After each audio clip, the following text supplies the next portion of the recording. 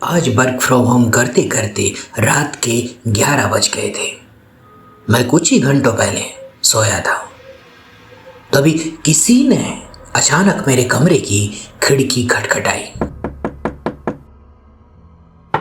मैं आधी नींद में ही था। तभी खिड़की के बाहर से एक आवाज आई, उठ जा रे आलसी इंसान, 4:15 बज गए हैं। ये आवाज मेरे दोस्त राकेश की थी।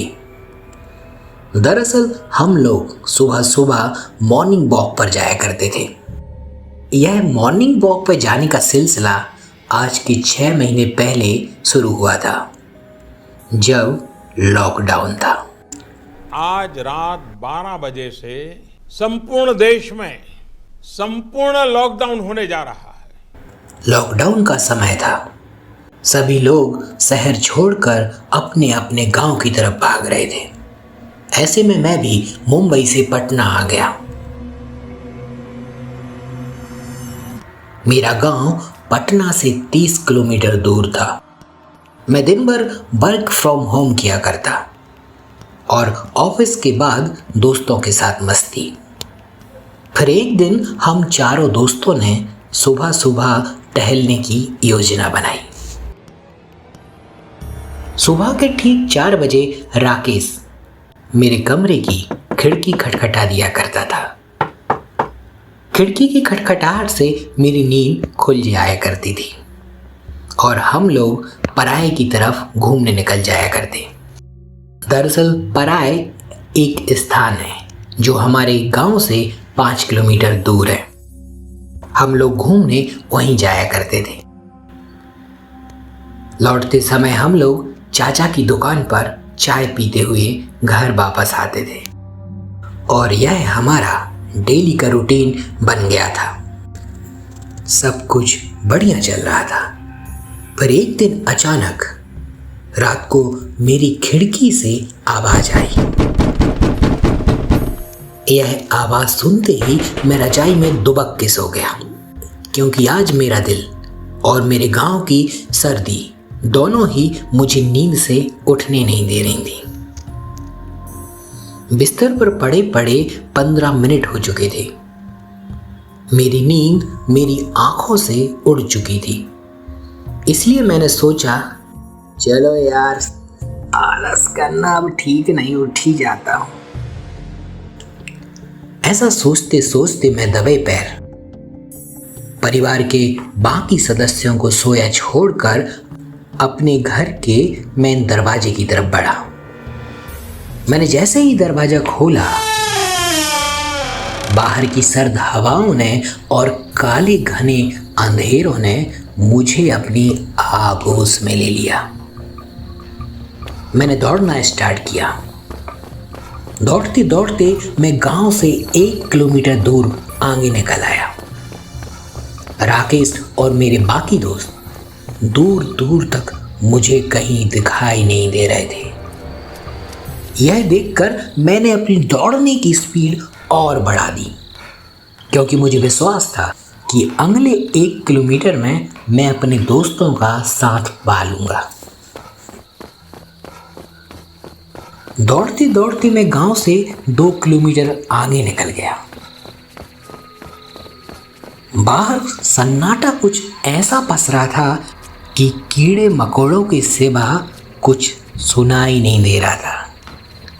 सर्दी का मौसम, घना काला जंगल और बाहर का सन्नाटा, ये मुझे अंदर ही अंदर काट सा रहा था। तभी अचानक मुझे पैरों की आवाज सुनाई दी।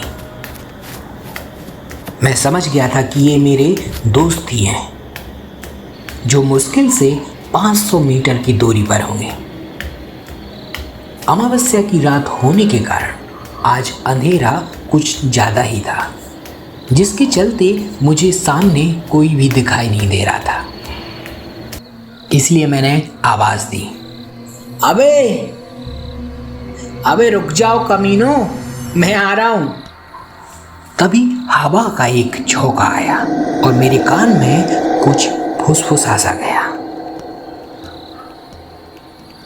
मैं जैसे जैसे आगे पराई की ओर बढ़ रहा था, पैरों की आवाज और तेज सुनाई दे रही थी।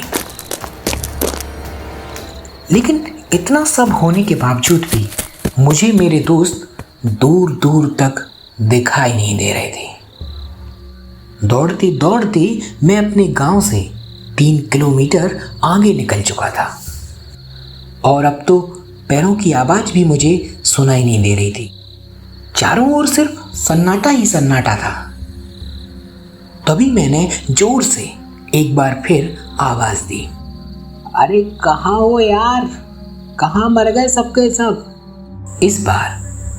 इस बार मुझे उतने ही जोर से पलटकर एक आवाज आई, चिल्लाओ मत, बच्चा जाग जाएगा।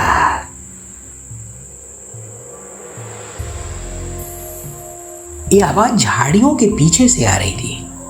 मैं समझ गया था कि ये शरारत राकेश की है। साला बचपन से ही बहुत शरारती है। इसलिए मैं झाड़ियों की तरफ देखकर बोला, ए भाई, अभी झाड़ियों के पीछे क्या कर रहे हो? मुझे डराना चाहते हो तो सुन लो, मेरे आसपास डर ना कभी भटका ना कभी भटकेगा। चल बाहर आ जाओ। पर इस पर मुझे राकेश की तरफ से कोई जवाब नहीं आया। यह देखकर मैं गुस्से से और भी तिलमिला उठा और बोला, अबे बाहर आते हो कि मैं वहां पे आऊं?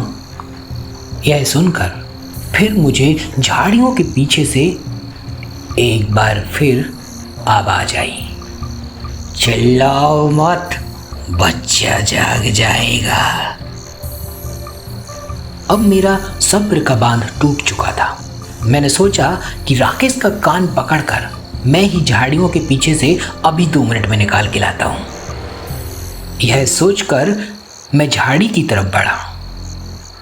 मैं जैसे ही झाड़ी के पीछे गया तो वहां मैंने कुछ देखा जिसे देखकर मेरी चीख निकल गई और मैं अपने गांव की तरफ भागा। दरअसल उधर राकेश नहीं बल्कि राकेश की जगह एक औरत थी। अमावस्या की इतनी काली रात होने के बावजूद भी उस औरत की सफ़ेद साड़ी मुझे एकदम सफ़ेद सफ़ेद दूध के जैसी दिख रही थी। उसके लंबे लंबे बाल उसके आधे चेहरे पर ढके हुए थे और उसके बाकी के चेहरे से एक आंख उसके चेहरे के बाहर लटक रही थी, जिसमें पुतली तो थी ही नहीं। उसकी साड़ी के पल्लू के नीचे कोई था, शायद उसका बच्चा। यह देखकर मैं समझ गया था कि ये कोई मामूली औरत नहीं है बल्कि कोई चुड़ैल या कोई डायन है। इसलिए मैं वहां से भागा।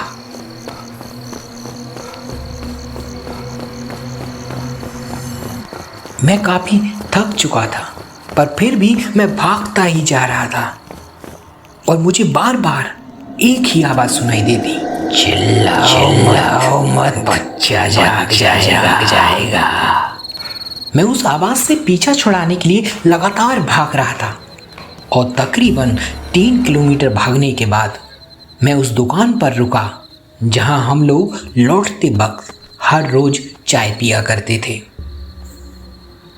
मैंने देखा तो चाय वाले चाचा दुकान में पड़ी खाट पर सो रहे थे। मैंने उन्हें उठाया, चाचा उठो। अरे कौन है भाई? मैं सनी चाचा। बेटा तुम रात के 3 बजे आज जल्दी आ गए? यह सुनकर मैं तुरंत बोला, 3 बजे? तब चाचा बोले, हाँ भाई 3 बजे, वो देखो दीवार पर सामने लगी घड़ी। मैंने दीवार पर लगी घड़ी को देखा तो सचमुच रात के 3 बजे थे। फिर मैंने अपनी सारी आप बीती चाचा को सुनाई। सारी बातें सुनने के बाद चाचा बोले, बेटा तुम पहले ऐसे इंसान नहीं हो जिन्होंने उस रोड पर कुछ देखा है।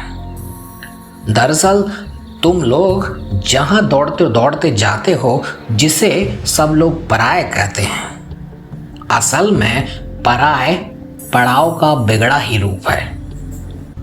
उधर अंग्रेजों ने अपना सन 1930 में पड़ाव डाला था, या यूं कहें कि अपना कैंप लगाया था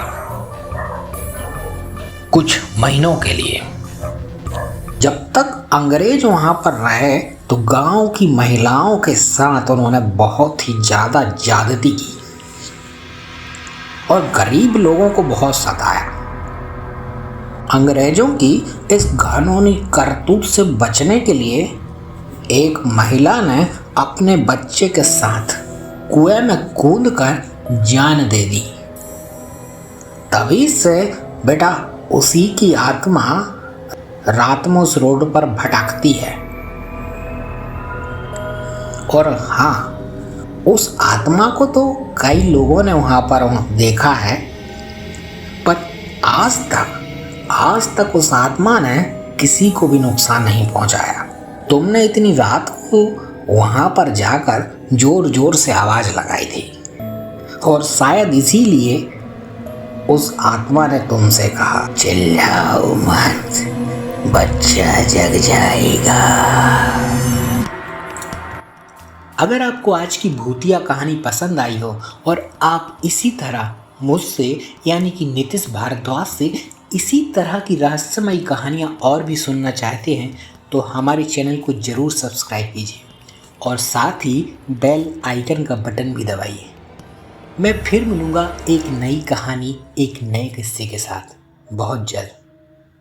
तब तक के लिए धन्यवाद।